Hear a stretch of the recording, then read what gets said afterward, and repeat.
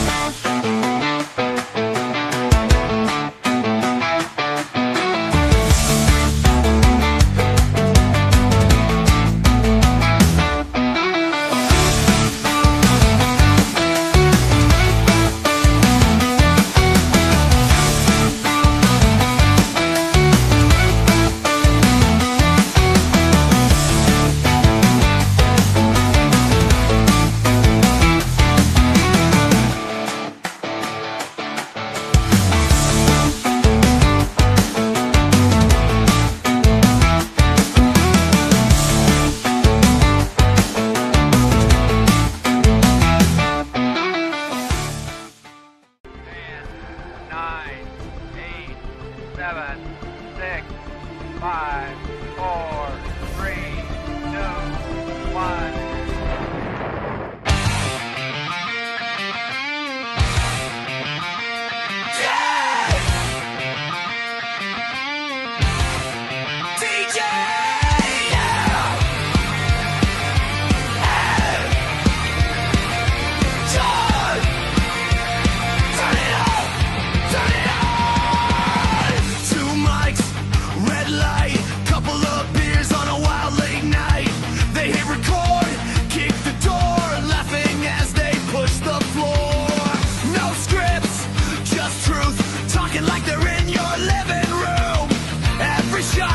From the chest, they hit the fun stuff, leave the rest. It's the Alpha Men Podcast. Turn it up,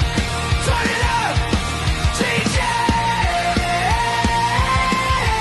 Sean, go and blow this place up. The Alpha Men Podcast, we're alive in the rush. The Alpha Men Podcast, turn it up, Alpha, raise that fist up higher.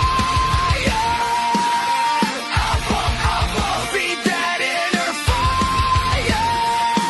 Take Joe, calling out you down if you're with them right now. Let me hear you shout, shout. The Alpha Men Podcast. Turn it up. DJ John, go and blow this place up. The Alpha Men Podcast. We're alive in the rush. The Alpha Men Podcast. Turn it up.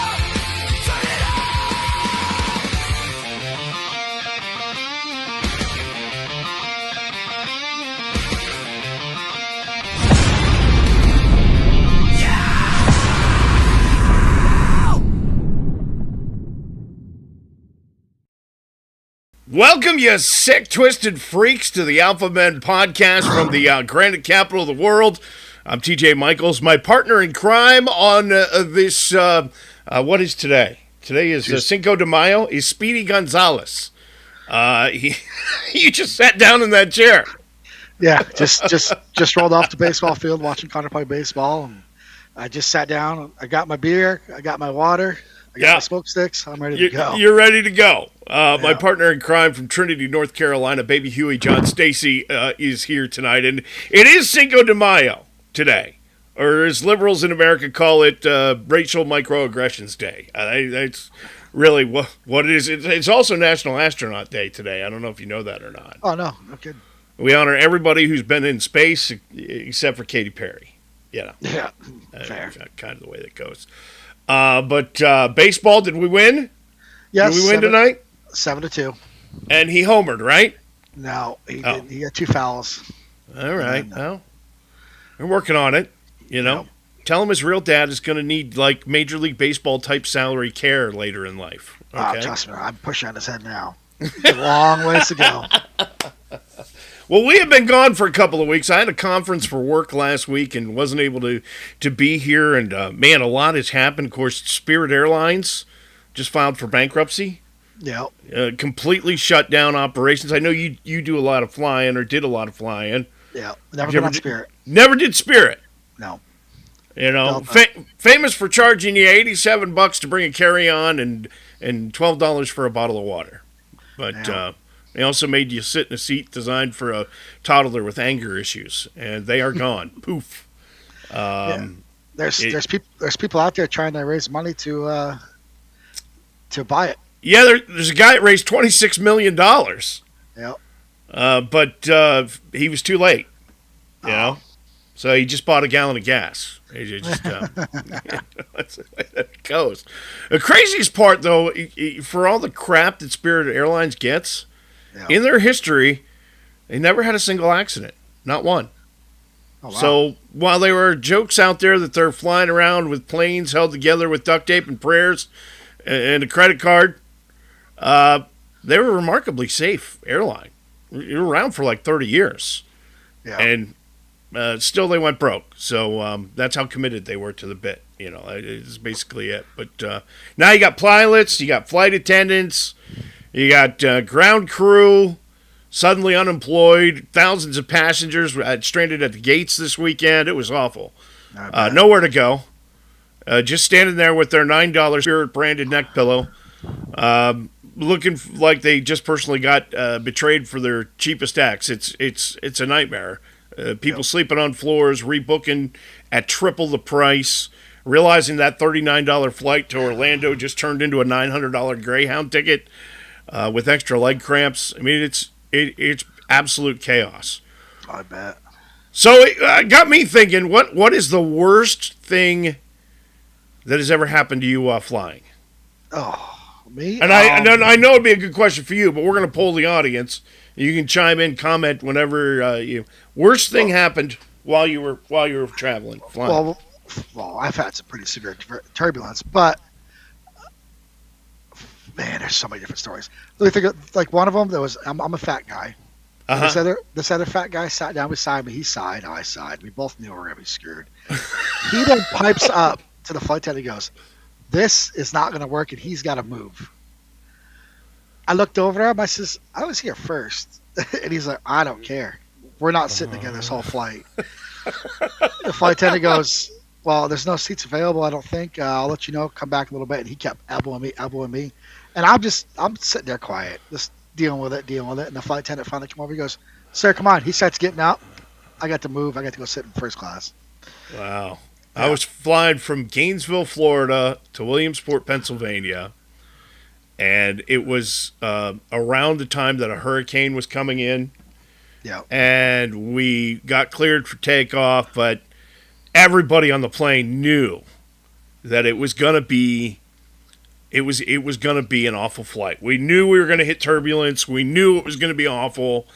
And I go in and I sit down and I'm sitting there, and this guy walks in next to me, sits down right next to me. I look over at him, and he's wearing a collar. He's a priest. Oh, yeah. Okay? We're sitting there on the tarmac, and he starts making conversation with me, and all of a sudden he says, "So what do you think about Jesus?" I'm already scared to death, right? You know? And I'm thinking to myself, this is an omen. Like, something terrible is going to happen. This is definitely, right? And, of course, nothing happened. Real nice guy. Got to know him during the flight. That's about the worst thing that's ever happened to me. I've never been... Well, I take that back. One time, we got delayed. We missed our connecting flight out of New York. And we had to go from one of the New York airports. I think we had to go from LaGuardia to the other airport. That's only 50 minutes. I've done that twice. But we had to do it like with an Uber and the whole night. Yeah. The airline paid for the whole thing, it was just frustrating. This last February, I went to Universal. My flight got canceled. I drove home. I think my longest screw up flight was when I flew to Detroit, and then all that global outage went out. Oh yeah. And 4 of us from NASCAR, we knew we were going to get home. We ended up securing the last rental out of Avis and drove 15 hours home. Wow. Yeah. Well, that whole thing with the New York moving from one airport to the next, we were supposed to land in Orlando at like 8:00 at night, and we didn't get in until midnight. It was terrible. Yeah. But nonetheless, you can chime in anytime you like tonight. Comment. Your comments will pop up on the screen. Your worst flight story. We're going to read the best ones as they come in. Listen, we got a great show for you tonight. Man Court is back. The Red Foreman Awards, Married Man's Survival Guide comes back tonight, along with real or fake news and a whole lot more. Tell us where you're watching from. Join the show anytime by commenting. Give us a like, a subscribe, and all of that happy jazz. Welcome to the premiere of Season 5, Episode 13. This, my friends, is the Alpha Men Podcast. And now, Mensplaining the News. Tuesday Night Update. And good evening. Here's what's happened over the past couple of weeks, actually. King Charles was in the country, spoke to a joint session of Congress this week, and then attended a Yes Kings rally immediately afterwards. Did you see they all stood up and applauded him? Yeah. I thought you were no Kings people. I don't understand. He's not our king. Yeah, well, President Trump, of course, this week rushed off stage after shots were fired outside the White House Correspondents' Dinner. Guests hid under the tables, except for Nancy Pelosi, of course, because she was already under the table. If you know what I mean. President Trump has proposed a sculpture this week in Washington. Sculpture Garden. It's going to feature 250 statues of American heroes. 249 of the statues will be made from stone. The last one will be just Mitch McConnell standing really, really still. Iranians don't know if their supreme leader is alive or dead. Leads us to not really know who we're dealing with over there, but it's kind of like America back when Joe Biden was president. We didn't know if he's alive or dead either. President Trump relaxing restrictions this week on medical marijuana. Doctors now say it's the only prescription where the side effect is actually making Thanksgiving dinner with your liberal relatives more tolerable. That's kind of the deal. I just unplugged my headphones. I got to plug back in there. There we go. Congress approval rating. New survey out this week, 10%. 10% of people approve of the... I'll just mess with you. Oh, well, yeah. Like a jerk. Congress approval rating, 10%. 10% of Americans approve of the job Congress is doing. To put that in perspective, hitting a speed bump with a boiling cup of McDonald's coffee in your lap is at 14%. No, it's not bad. No. FBI Director Kash Patel this week filed a $250 million defamation lawsuit against The Atlantic over a story that alleged he has a drinking problem. He says if he gets the money, he plans to spend it on booze. 15% of Americans say they can't remember the last time they went to the eye doctor, according to a new survey. Yeah. On the bright side, can't see the gas prices, so you can feel them. You know. Coors this week unveiled new alcohol-free beer. Yeah, alcohol-free Coors. Ask for it by name, Urine. What's his name? What's his name? We'll drink that. Liam. Yeah, Liam will drink that. Yeah. Stressful and challenging top a list of words in a survey this week Americans are using to describe 2026 or to describe every year if you're a New York Giants fan. Yeah. New study claims fruits and vegetables cause cancer. You can read all about that in the New England Journal of What Fat Bastards Really Want to Hear. QVC this week declared bankruptcy. QVC is that network that sells all that crap. Wow. Not to be confused with CBS, which is the network that airs crap. But you can actually buy the company now for 3 easy payments of $19.99. So, you do you remember how big QVC was in the 90s? Yeah. Like QVC was before Temu, before TikTok Shop, before all of that stuff. You had QVC, man, and it was a financial empire. So you said non-alcoholic, and I'm sitting here looking at my beer. I was about to crack it. Yep. It's non-alcoholic brew. I just noticed that. What is it, Athletic? Yeah. Huh. Sucks to be you. What do you got? I got the Labatt Ice Pounder. $1.45. I bought 6 different, Clyde Gaming Corner, about 6 different beers. Uh-huh. And I just grabbed one. Are all of them non-alcoholic? No, this is only one. But I got 6 different ones, a few weeks ago. I've been going through them just for the show. Oh, so the number one selling beer in Vermont is a beer called Switchback. Yeah, and right now they're Heady Topper. No, it's Switchback. Switchback sells more beer than Heady Topper. Switchback is doing this like variety pack right now, and they're doing the same thing. They've made a Switchback NA that they're putting in the variety pack. It's like I feel gypped if I buy it. You know what I mean? This is my 43 years alive. This is my first non-alcoholic beer. Well, there you go. It's actually not bad. Keep you sharp. It's like no buzzing, buddy. You know? Buzzing, buddy. All right. Researchers investigating the Shroud of Turin found traces of carrots, peppers, tomatoes, peanuts, and oats. But They say they don't think Jesus was a vegan because that would have been all he talked about. You have any friends that are vegan? No, I don't. You're just like, shut up. I don't care. I don't care that you're vegan. Condom prices are going up 30% due to the war in Iran. Single guys are asking President Trump now, pull out, Mr. President, so we don't have to.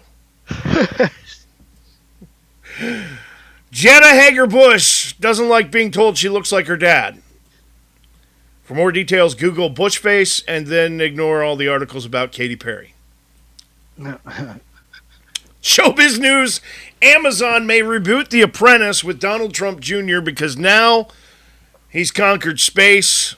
Jeff Bezos' next destination is the furthest reaches of the president's butt, I think. I'm not quite sure. But, Jessica Biel threatened to leave Justin Timberlake if he doesn't stop drinking. Of course, Justin's been in the news for a whole bunch of DUIs lately. Sounds like those two are not in sync. That's lame. That was cheap. You're right. It's cheap. He-Man creator Roger Sweet died this week after a battle with dementia. Oh. The tragedy is he had the power. He just forgot. That's harsh. David Hasselhoff is recovering from hip surgery. Cool thing is now he gets around in this highly advanced mobility scooter that talks. Look at that baby. That's a mobility scooter 2000 right there. Knight Industries. Donnie Wahlberg was offered CBS 50% of his paycheck to film Boston Blue entirely in Boston. Which is weird because usually people offer 50% of their paycheck to avoid Boston. Especially the traffic. Yeah. You've been through that tunnel? Uh-huh. Sucks. The Rock is producing a stage musical about pro wrestling. The West Side Suplex, maybe, or Slamilton. I don't know. It's Slamilton. Top Gun 3 is happening. And they've just released it. This time, Maverick, the sport he plays, is pickleball, shirtless. Shirtless pickleball. Or maybe he tells his co-pilot, I feel the need to pee. Maybe I don't know. Finally, Katy Perry accused of rubbing her vagina on another woman's face this week. I didn't even know she was running for governor of California. Jesus. That's Mansplaining the News this week on the Alphabet Podcast.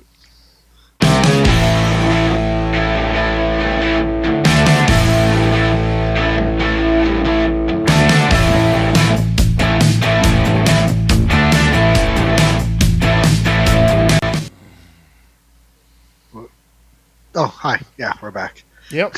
I pushed it twice. I'm like, is it going? Look at the wrong screen. John's random facts tonight. He's got 5 of them. They're fresh and brand new because even though you're here with us, brothers, you should learn something new every day. So here we go. You ready? There's some good ones. I like these ones. All right. All right. So your neighboring state, New Hampshire, is the only state where it's still legal for an adult to drive without wearing a seatbelt. Live free or die? That's the whole live free or die thing, yeah.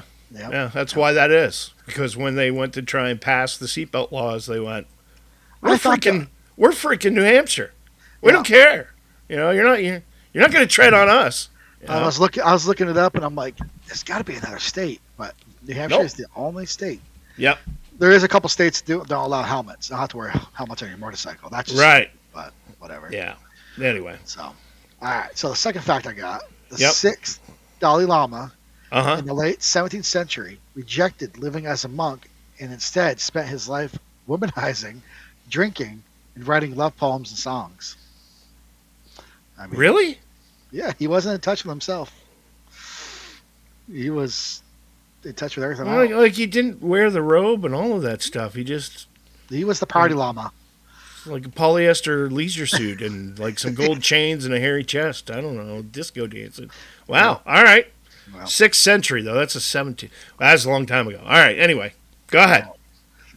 All right. So there's a spot in the Pacific Ocean called Point Nemo. Mm-hmm. That's exactly 1,670 miles from any piece of land. Okay. So now this is the screwed up part, or the coolest part. The closest people are the people in space when they go by in the space in the ISS. Wow. So That's a pretty cool fact. Point Nemo, yeah, Point Pacific Nemo. Ocean. Okay. Yep. Ready? Sounds like a peaceful place. You want to go? No. By myself, yes. All right. So in 1989, Blockbuster was growing so fast that the new store was opening every 17 hours. Wow. And at its peak in 2004, which blew my mind. It feels like it was earlier than that, but there was 9,094 stores and employed around 84,300 people. Holy crap. There's only one left. It's in Bend, Oregon. Yeah, the last Blockbuster. There's a big, I think it's on Netflix. There's a documentary about it, actually. And they still rent videos and all of that other stuff, although they do sell, like, a lot of T-shirts and merchandise. They probably make more money doing that just because they're the last Blockbuster. But, wow, what a colossal failure Blockbuster is. Oh, it's because of Netflix. It came in and swept them out. Well, but they had the opportunity to opportunity to buy Netflix, and they turned it down. Wow, that's incredible. All right, one more. My last fact: Phyllis Smith, who played the older, mothery woman on The Office, the show The Office. Oh yeah. She was once an NFL cheerleader. Really? Yeah, and a Buski dancer. Yeah. Burlesque dancer. Burlesque. Sorry. Yeah. Dancer. I Okay. typed it wrong. So she cheered for the Cardinals back when they were the St. Louis in the 70s. now I'm I know The Office. I've seen several episodes of The Office. My daughter loves The Office to death. She'll watch it on repeat. Kind of like my wife watches Friends over and over and over again. My daughter is that watches way. Grey's Anatomy. Yeah. But I think Phyllis, her name on the show is Phyllis. Yep. She's show. she's the dark-haired lady. So Yeah. okay, alrighty, there you have it. That's it. It's my random facts. Deliver straight to your thick skull. Alrighty, see, you learned something today, you dumbasses.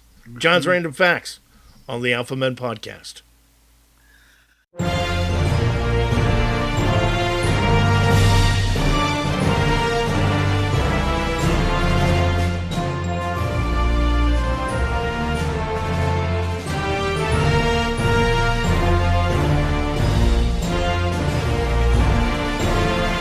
Alrighty, Founding Fathers would not agree, where we take the modern political nonsense, slap a powdered wig on it, and ask what would George, Thomas, Ben, and the boys think if they time traveled here today. And here's the headline. A would-be assassin takes a shot at a sitting president, and instead of everyone agreeing on, hey, maybe let's not do that, half the country turns it into a group project on blame shifting. We get a national debate club on whose vibe caused it, right?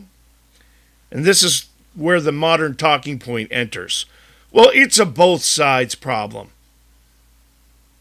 Yeah, the classic political move. When in doubt, split the blame like a bar tab nobody wants to pay. George Washington would be like, when somebody fires a weapon at you, that's not a both sides issue. And Thomas Jefferson would be updating the Declaration. We hold these truths to be self-evident that not every bad thing is somehow equal. Calling your opponent names is not the same as calling your local arsonist. That's what Ben Franklin would have said. Back in 1776, someone tried to assassinate the leader. The country would be like, that's tyranny, we unite. But it's 2026, and we're like, no, yeah, but have we considered that maybe the vibes made him do it? So the argument really goes like this. Republicans say mean things sometimes. Democrats say extreme things sometimes. So if someone snaps and gets violent, that's just the circle of life. Hold on a minute. If mean tweets were enough to cause violence, Rosie O'Donnell would need Secret Service protection, a bunker, and a moat with sharks. But strangely, that's not happening. After the event on Saturday night, instead, within minutes, people weren't asking how did this happen. They were asking, okay, but whose narrative can we plug it into by 9 p.m.? And you had folks saying it was staged, or he had it coming, or let's circle back to the rhetoric. Meanwhile, regular Americans are sitting there like, can we at least agree that shooting at presidents is bad? I mean, is that still a bipartisan thing? Look, you don't have to like the president. Hell, half the country doesn't. Half the country never does. Half the country didn't like Barack Obama. Half the country didn't like George Bush. Half the country didn't like Joe Biden. Half the country didn't like Bill Clinton. But the Founding Fathers didn't risk everything so Americans could turn political violence into a debate club exercise. They'd be looking at us like, you guys threw tea in the harbor, went from that to throwing common sense out the window. And there's a difference between talking trash, welcome to America, we invented it, and we're pretty damn good at it. Yeah. And constantly telling people their opponents are literal Nazis, existential threats to democracy, or monsters that must be stopped at all costs. That's the difference. You know, some people say I called Rosie a fat pig. I didn't really call Rosie a fat pig. There's a difference between that and he's a fascist, Nazi, racist who must be stopped at all costs because he's an existential threat to democracy. Am I off base here, or is there a difference there? No, I agree. When you crank up the language to apocalypse mode 24/7, you can't be shocked when some unstable person thinks they're a hero in an action movie. That's not a both sides issue. That's one side pouring gasoline on the fire and then acting surprised when something burns. Look, no one's here saying that political rhetoric doesn't get heated. It does. It's not new. It always has. But the Founding Fathers believed in fierce debate, not turning your political opponent into a cartoon villain so then you can justify anything, like shooting Charlie Kirk in the neck. They didn't fight for independence so Americans could excuse violence or downplay assassination attempts, or pretend every bad action is morally identical just to score political points. They'd be looking at us like you went from don't tread on me to it depends on who's doing the treading. At the end of the day, it's not really a left versus right problem. It's a who actually loses their mind and acts on it problem. And yes, there are loudmouth extremists on both sides. Welcome to America. We invented yelling.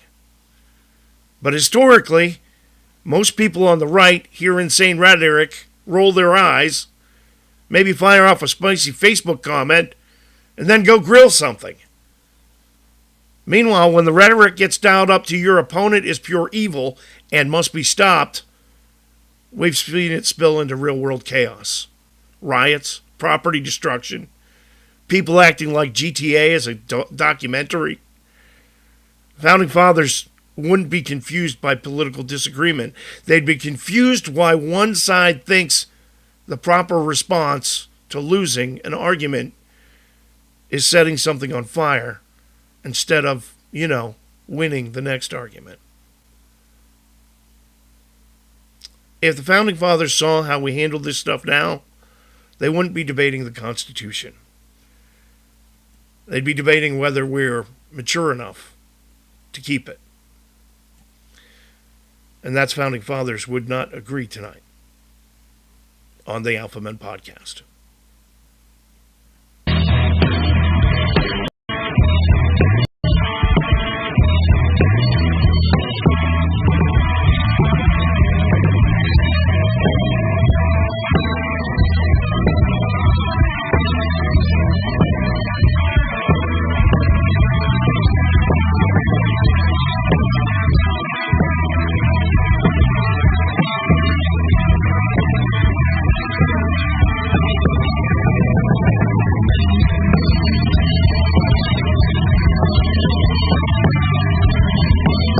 Welcome to Man Court, where bad decisions are put on trial and common sense is the only law we pretend to follow.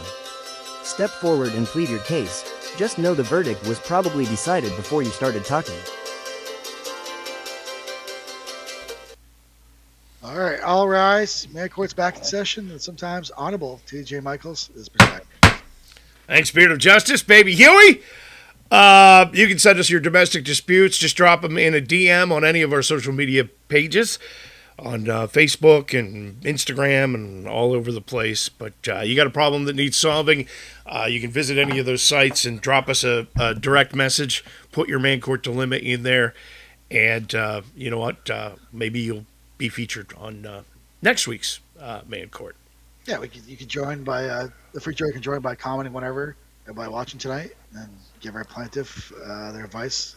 Just hit the comment button. All righty, let's dive into tonight's case. Do we have a docket number? Yep, 260-505. Our plaintiff is Mark from Dubuque, Iowa. Dubuque, Iowa. Dubuque. I'm going with Dubuque. And it's a case of the side chick shuffle. All right. Mark writes, Dear Man Court, my name is Mark. I'm 38 years old, never married, no kids, and I'm writing you from Dubuque, Iowa. I need some guidance because right now my brain feels like it's been put on a blender set to bad decisions. Here's the situation. A few months back, I worked with this woman, and we always got along great. Everyone at work knew I had a thing for her, but nothing ever came of it. Until about 4 months ago when she started texting me out of the blue. From there, things took off. Oh my God, I hope this doesn't turn into like a Dear Penthouse letter. We connect on everything. Same humor, same interests, same energy. It's honestly the best connection I've ever had with any other human being. Here's the catch.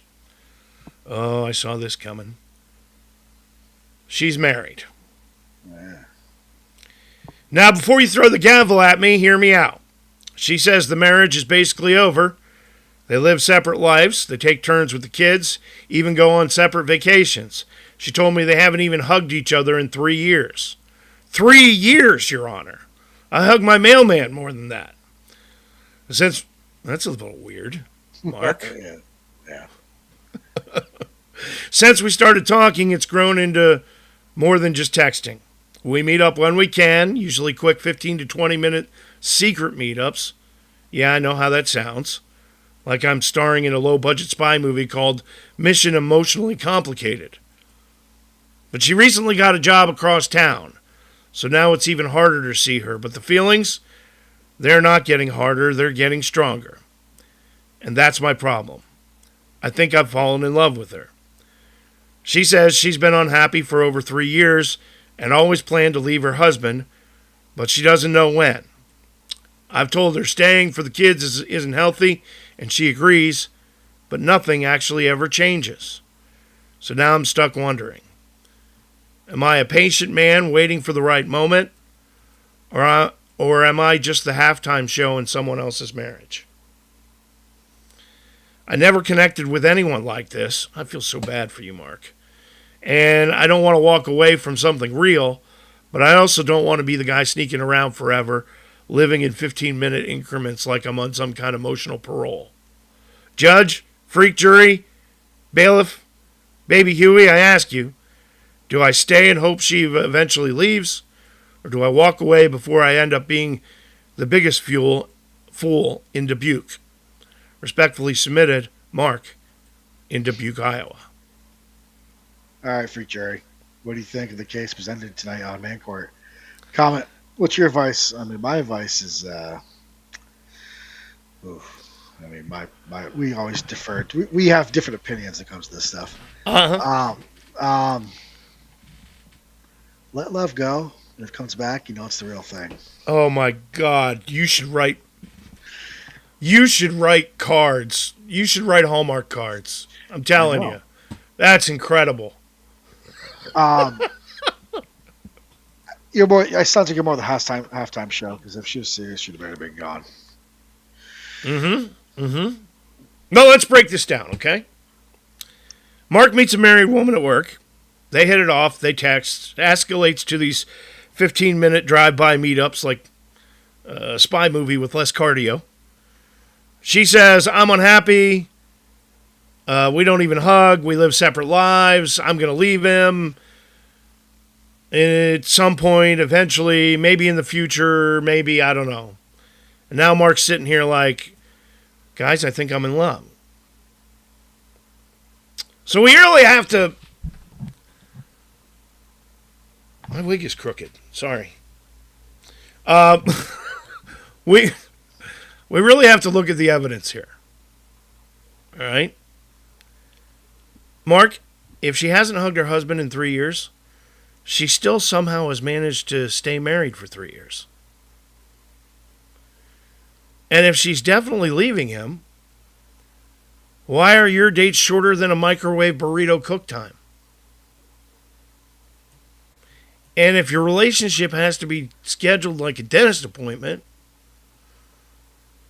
I got to tell you, buddy, you are not her future. You're her escape room. I don't think, Mark, that you've... I don't think that you've fallen in love here. I think you fell into convenience. I think you fell into attention. And I think you fell into a situation that comes with a built-in expiration date, my friend. Because right now, basically, you're emotional DoorDash. She calls, you show up, 15 minutes later, you're gone. Her real life is still sitting there waiting when you leave. How am I doing? Yeah, I agree. Michelle writes, as long as she's sleeping next to her husband and you haven't met him, you're the sidewalk chick. Yeah? So, anybody else got advice for Mark from Dubuque, Iowa? You can comment anytime in the comment section. But I think we're moving rapidly towards a verdict here. Yeah. Mark, I think you're guilty of catching real feelings in a fake situation. All right, so you got two options. Keep sneaking around, catching deeper feelings, and eventually getting your heart ripped out like a bad country song. Or walk and tell her, call me when you're actually single, not emotionally separated with a shared calendar. Because the truth is, if she leaves him, then you have something real. If she doesn't, you're just a halftime show in someone else's marriage, and that's the honest-to-God truth. So, Mark, right now you're not building a relationship. You're renting one. And brother, the rent always goes up. Taxation. That's Man Court tonight on the Alpha Men podcast. On this week's episode of Armchair Legend, we break down sports like we're on the payroll, without ever leaving the couch. We've got bold takes, zero coaching credentials, and just enough confidence to tell the pros exactly what they did wrong.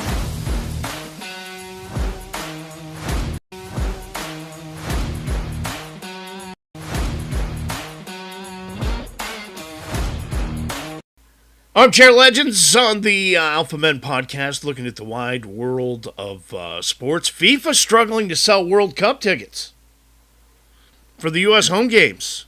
Wow. They say it's because they're so expensive and because it's soccer. Mm-hmm. As I drink my non-alcoholic beer. The NCAA basketball tournament says they're going to expand from 68 teams to 76 teams. Wow. It's also changing its nickname to March through April Madness, I think, because that's how long you're it's going to take it. NFL draft is over. Fernando Mendoza's pledged $500,000 of his starting salary to charity. He also promised to spend more time with the poor and unfortunate, but he did sign with the Raiders, so just saying. San Francisco 49ers said they used AI to prepare their draft. Yeah. New York Jets once again relied on a magic 8 ball. Who do we got? Yes, no. New York Yankees players went to the front office and requested that they be allowed to start wearing alternate uniforms. Yeah, that's not going to happen. Meanwhile, the Chicago White Sox players asked if they can wear bulletproof vests. Yeah. Bill Belichick brought his girlfriend to the Kentucky Derby this past weekend. They had to leave early, though, because she had a tantrum because she couldn't ride the ponies. Oh, Jesus. All right, first up, NBA playoffs, delivering more drama than a soap opera written by malfunctioning AI. Detroit Pistons over the weekend completed one of the greatest comebacks in history, storming back from 3-1 down to eliminate the Orlando Magic in Game 7. Piston fans are calling it redemption. Opponents are calling it, how is this allowed? But meanwhile, the Boston Celtics, who dominated the regular season, as Adam Sandler would say, you blew it! 3-1 lead and got bounced. Their motto this year, we stick to the process. I guess that process is finding new ways to break fans' hearts. Second round is stacked. Pistons versus the Cavaliers. That's going to be an Eastern Conference bloodbath. Knicks 76ers, where the 7-seed 76ers are somehow alive and thriving. And out west, the Thunder and the Lakers are ready to rumble. If you thought your family group chat was chaotic, try adding Shai Alexander posterizing defenders while wearing those futuristic jerseys. It looked like they were designed by a malfunctioning toaster, but nonetheless. Kentucky Derby, Churchill Downs. Everybody's got their hats, mint juleps, and it was pure poetry this weekend. Golden Tempo. 23-1 long shot. Oh, wow. Trained by Sherry DeVoe, shocked the field from the most viewed derby on record. The horse basically said, hold my oats, and left the favorites eating dust. Came from all the way in the back of the field. Wow. To win. Jockey Jose Ortiz, now accepting applications for parades, movie deals, and probably a country song. Bettors who picked it are buying islands. The odds were so good. The rest of us are wondering why we bet on that horse named after our fantasy football team, but nonetheless. Yeah. And finally, Major League Baseball, Yankees rolling everyone. In baseball, scorching hot, 23-11, leading the AL East like they own the division, which, let's be honest, they kind of do historically. Tampa Bay hanging tough. Rest of the league still playing catch-up in more ways than one. Braves dominating the NL, while teams like the Mets are, well, being the Mets. So that's kind of the deal. That is Armchair Legends tonight on the Alpha Men Podcast. I'm clicking it. We're still here. It's spinning. Uh-huh. Yep. And now the Red Foreman Awards, where you make dumb choices. You will win Dumbass Awards. You dumbass!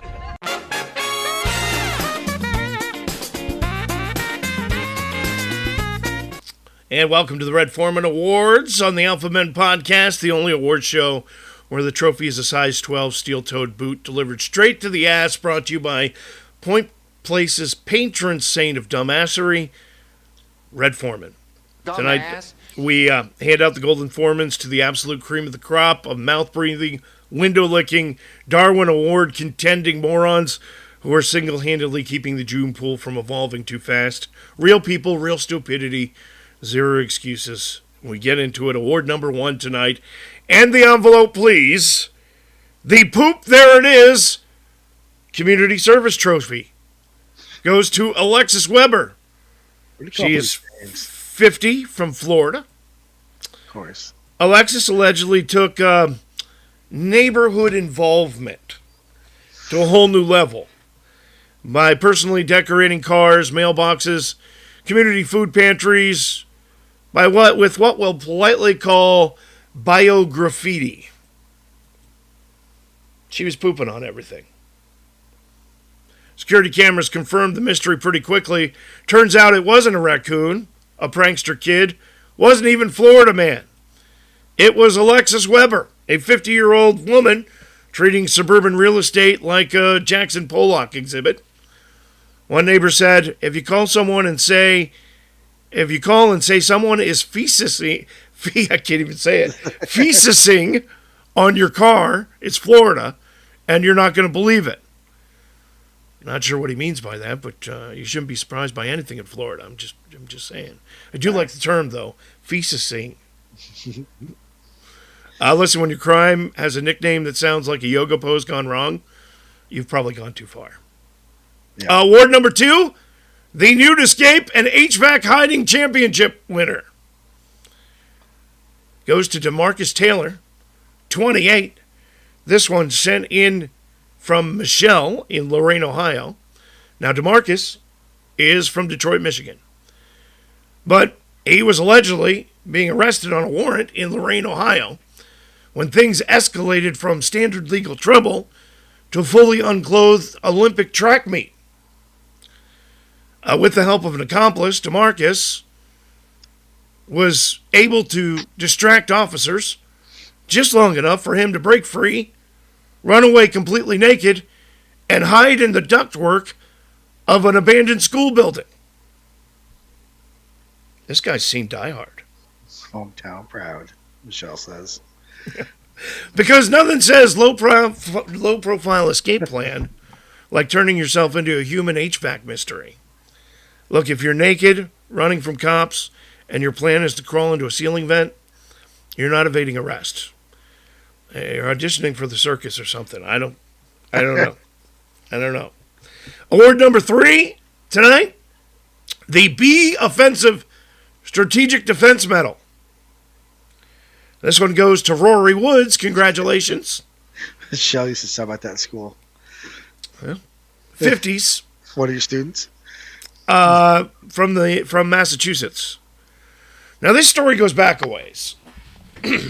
Back in 2022, during an eviction protest, Rory allegedly arrived with what can only be described as an environmental support unit. Translation, she bought a truck full of beehives and bees. Yeah. Not metaphoric bees, actual bees, in containers, beehives to be exact, and then allegedly released them towards the law enforcement officers. Because nothing says peaceful protest like deploying nature's airborne tasers. Well, Rory's trial was last month, and she was just convicted on 6 charges. 4 counts, simple assault and battery, 2 counts of reckless assault. She's been sentenced to 6 months in jail, but she'll receive credit for 148 days that she's already served. If your strategy involves weaponizing insects, you're no longer protesting. You're running a side quest in chaos. That's just all there's to it. Yeah. There's a video, by the way, if you'd like to look it up on the internet. Award number 4 tonight,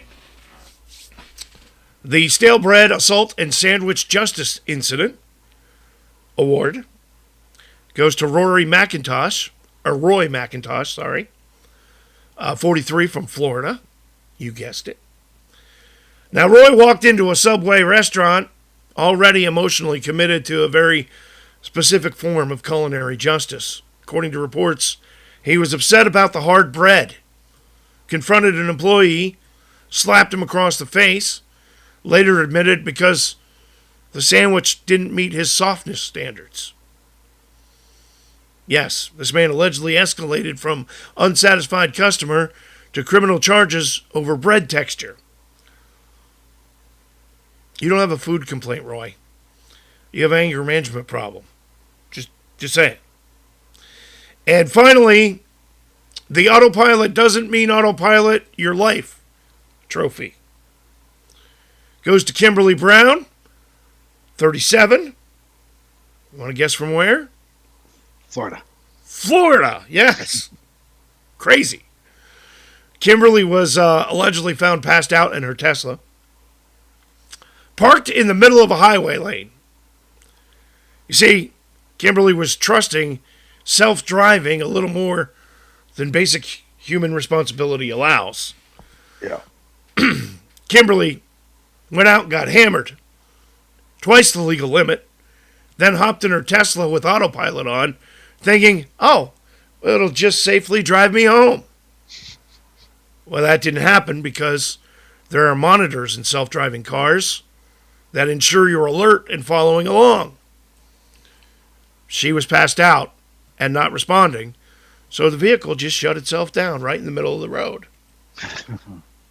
The car, ironically, did the most responsible thing in the entire story, eventually shutting itself down. Like, nope, I'm not going to enable this chick anymore.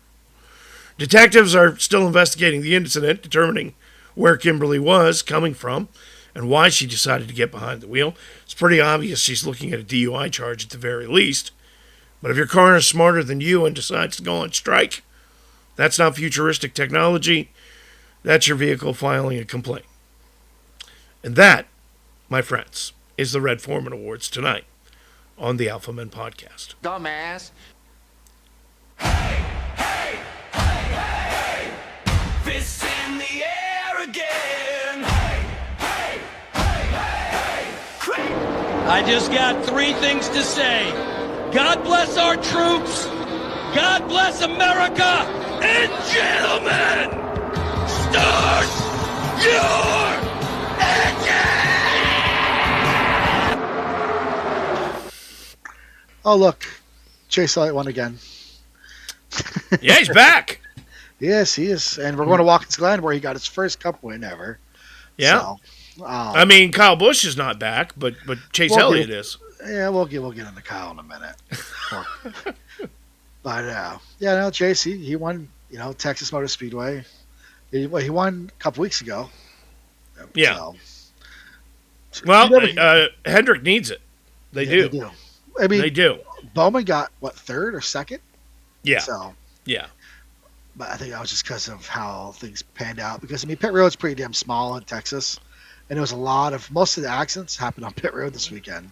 Yeah. Joey Logano took himself out by smashing back at Cole Custer and everything else. So it's a pretty wild Texas. But Texas is one of those tracks where it's either going to be a really boring race, or it's going to be one of those really holy shit. I only got a chance to catch about half of it. I did see the Kyle Busch, John Hunter Nemechek stuff. I didn't see any of it. See, Yeah. what I do is I listen to Denny Hamlin's podcast. Yeah. Monday. Yeah. Or Tuesdays, and this is how I get all my stuff. Right. Because I am not watching it. Yeah. But well, John, up until August of this year, worked for NASCAR. November. But still a little bit tender, would you say that? Very. Although it is not good to present a segment where you are considered an expert and then tell people you didn't watch the race. I'm just saying. I still know what's going on, don't I? You do, but my social media is full of it every day. Yeah. So Anyway. I keep tabs on it. I won't watch it. So, but I'll keep tabs on it because I still love the sport. Yeah. I still love racing. And hey, it was opening weekend at the Nation's Site of Excitement, Barry's Thunder Road this weekend. That's the best racing in the whole world right there. Yeah. They had 139 cars. Yeah, Barry, Vermont, right it's here best in the racing. Granite Capital. We should get rid of NASCAR this segment and let's make it for the next segment. I'm not sure that has mass appeal. It may have Vermont appeal, but it doesn't have much. We can get further. drivers for interviews. I mean, next week you wait. Yeah. So penalties came out this week, and I figured Kyle Busch was going to get one, but Ryan Preece got one. Which doesn't make any sense.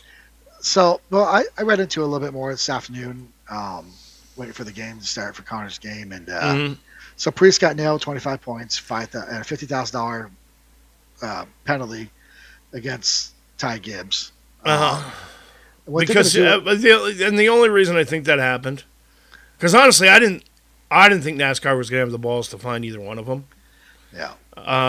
And I think the only reason that happened, the only reason Preece got fined and Kyle didn't get fined, is because Kyle played stupid and just said, "I don't know what happened," and Preece probably went, "Yeah, I hit the son of a bitch," I mean, and he admitted to it.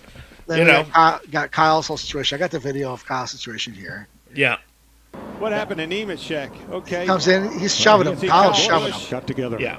Yeah, Kyle turns into the door of him really hard, but And it's then he not comes over in and yet. chops Check him. this out. him. Yeah, no. Waiting. Look, he turned up into him. He did. I mean, look, anybody who's telling you that that's not the case or that he just got loose or whatever, none of that. Look, Did you hear?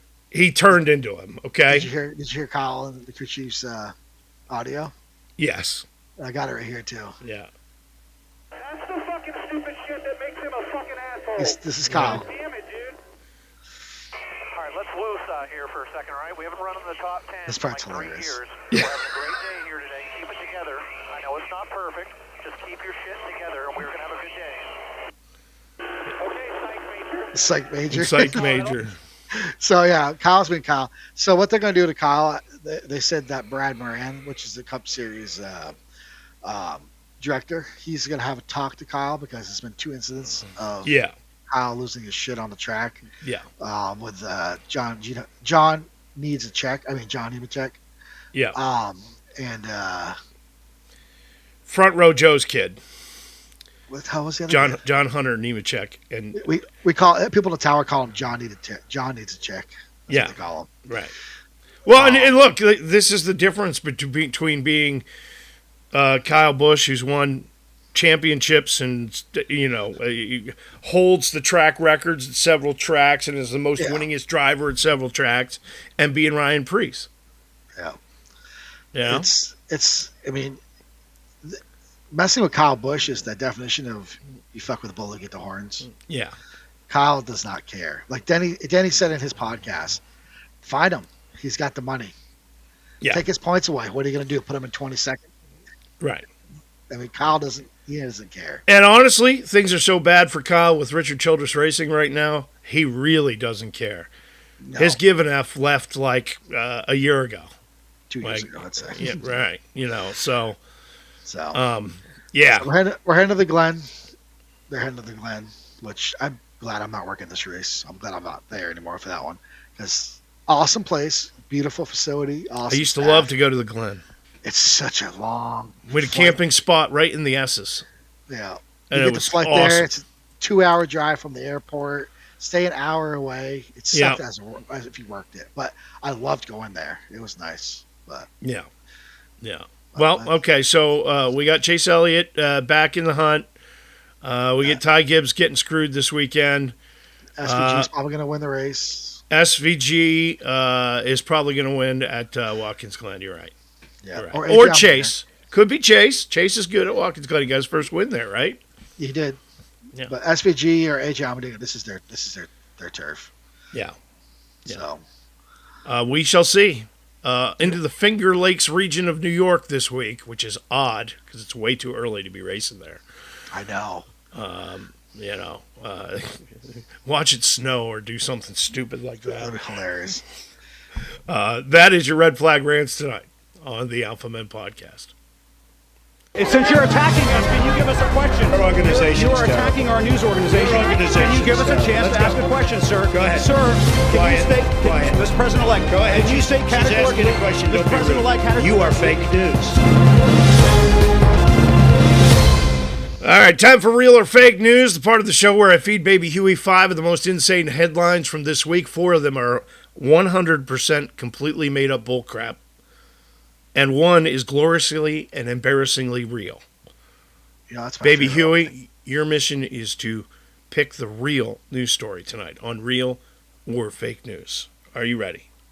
I guess. You cannot call, you cannot phone a friend, we cannot poll the audience, none of that. All right? Okay. First headline. New Jersey man fined after using drone to deliver beer to friends on golf course.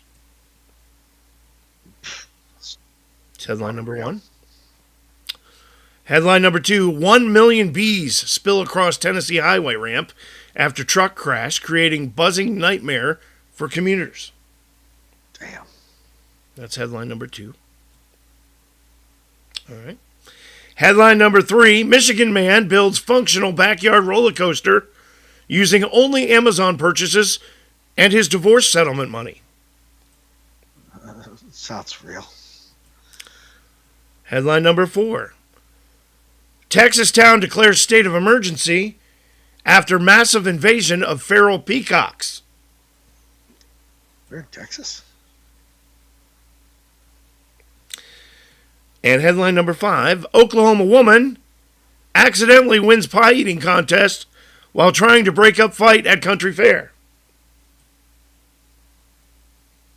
What? Oklahoma woman accidentally wins pie eating contest while trying to break up a fight at county fair. That's a true story. The headline sounds so stupid. All right, so you got New Jersey man drone to deliver beer, That million sounds real. bees across Tennessee highway, Think I heard Michigan about man builds functional roller coaster, Texas town state of emergency feral peacocks, or woman eats pie wins pie eating contest after breaking up fight at county fair.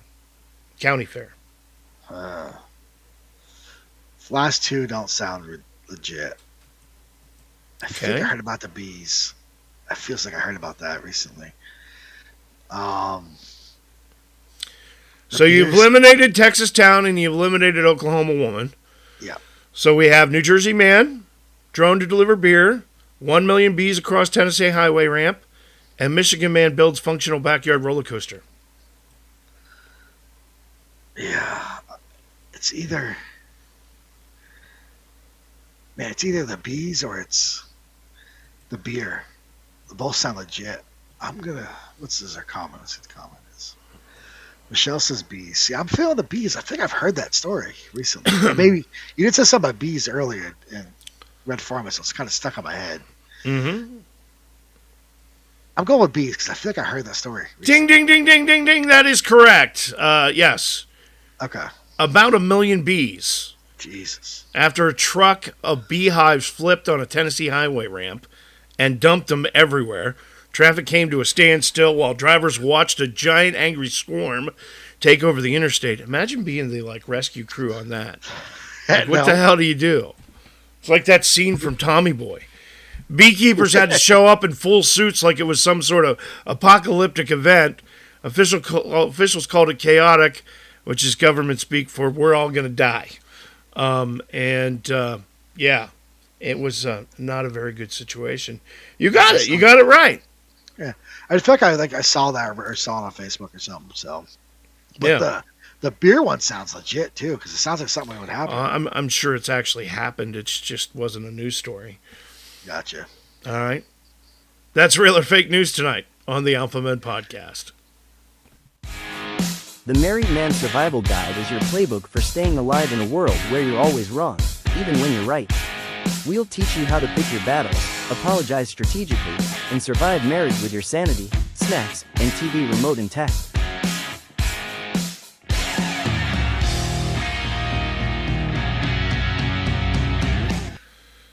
All right, gentlemen, diving into the ultimate survival manual tonight, the Married Man Survival Guide, because if you're married, you're not just surviving a relationship, you're surviving a full contact sport with no timeout, no refs, and penalties, and penalties last longer than a Pats game in overtime. So 5 fresh survival guide tips for you tonight.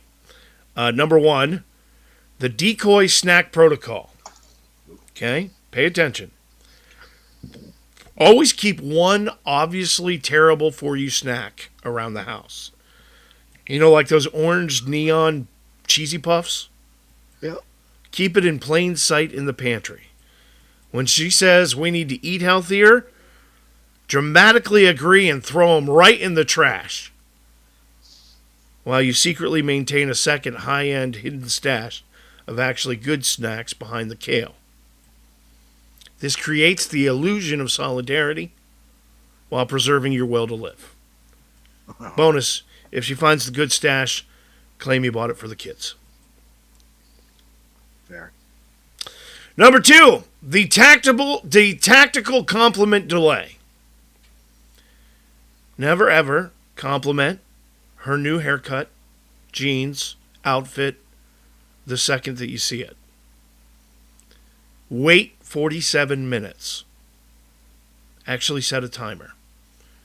And then hit her with a surprised, "Whoa, have you always looked so good in that?"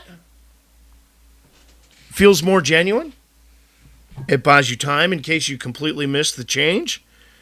It works 60% of the time every time. 60% every time. The other 40% you sleep on the couch. But that's why God invented sports highlight shows. Just saying. Number 3, the Phantom Project Gambit.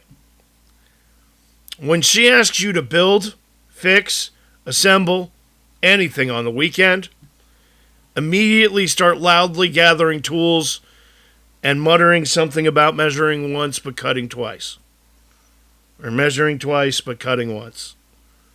Spend 45 minutes making believable sawdust and construction noises. Then discover you're missing one crucial $4 part from the hardware store. Drive there very slowly. Get coffee. Come home. Take the scenic route. Declare the project 95% done. Just needs that one piece. Repeat every weekend till she forgets. I do that now. Number 4, the I'm listening soundboard. You need to master 3 versatile neutral responses. That's wild. No way. She did not. Deploy them on a loop. While she's venting about work, her friend's drama, or that one cousin she has.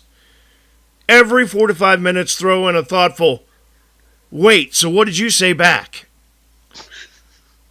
It resets the illusion. She feels heard. You stay mentally checked into your game on your phone. Advanced players add an occasional head bob, like a bobblehead. The I'm listening soundboard. Write that down. And finally, number 5, the preemptive apology drop. Once a month, out of nowhere, hit her with a sincere sounding, hey, you know what? I'm sorry. I've been a little bit distracted lately. You put up with a lot, and I appreciate you. Don't tie it into any specific screw-up. It's like depositing goodwill into the marriage bank before you inevitably forget trash day or leave the dishes to soak. The shock and warm fuzzies usually buy you 7 to 10 days to buffer. There you have it. All great tips from the Married Man's Survival Guide tonight on the Alpha Men Podcast. The views, jokes, opinions, and hot takes shared on this podcast are for entertainment purposes only and are not filtered, softened, or approved for sensitivity. If you are offended, uncomfortable, or triggered by blunt humor, sarcasm, or unqualified opinions, that's on you, not us. We are not responsible for hurt feelings, and listening is a choice. Proceed at your own risk. Unfiltered and underqualified, the part of the show where we drop all pretense of expertise, grab a cold one, and just unload hot takes with zero filter. No doctors, no therapists, no common sense, just raw, unhinged opinions. And we wrap this bad boy up tonight with, it's finally May. You thought May was going to be barbecues, golf, maybe finally knocking the rust off the boat. Nah. Mother Nature flipped the calendar and your wife just heard the starter pistol for spring cleaning and Mother's Day prep season. Suddenly, the honey-do list didn't just grow, it mutated. It got tentacles and testicles now. Last night, I'm trying to watch the game, peaceful, and she hits me with that sweet voice. Honey, you know the garage looks like a bomb went off it in a bachelor pad from 2009? And in my head, I'm thinking, bro, the garage is supposed to look like that. Yeah. And that's where dreams go to die. Next to my broken golf clubs, that half-built smoker I never finished last summer. Now she wants me doing deep cleans. You know what a deep clean means? It means I move the same dusty box from one shelf to another while she supervises like a 4-star general.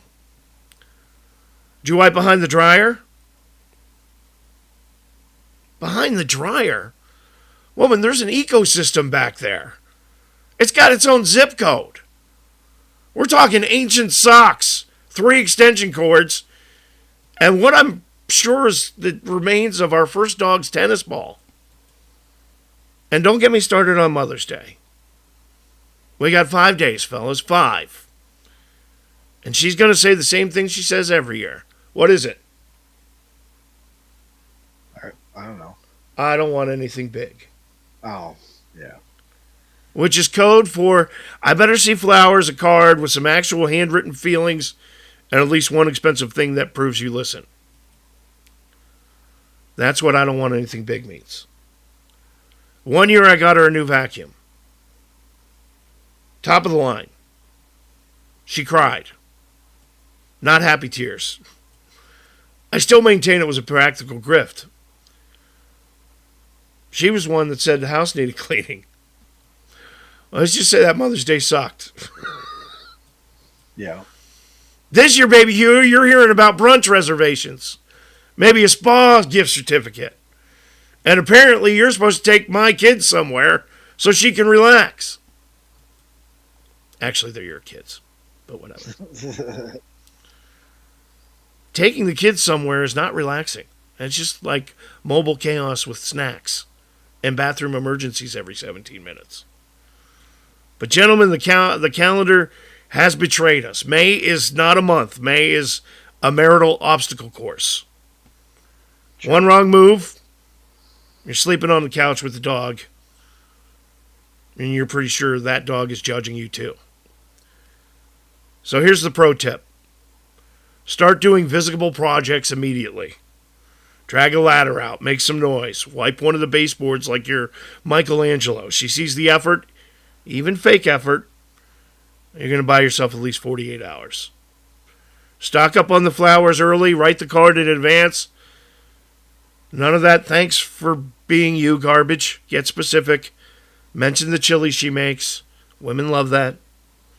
And if all else fails, just look her in the eyes and say, baby, I'm trying to make this Mother's Day one you'll never forget.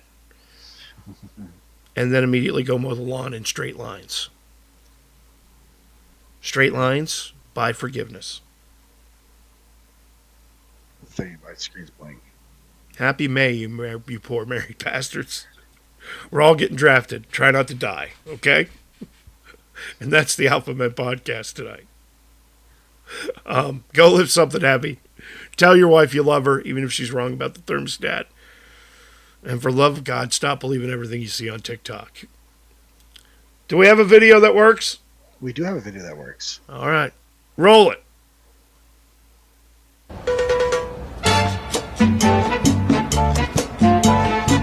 Some talent there, man. Check that out. Chicken wings right in the ranch dressing. This is why you can't believe everything you see on the internet.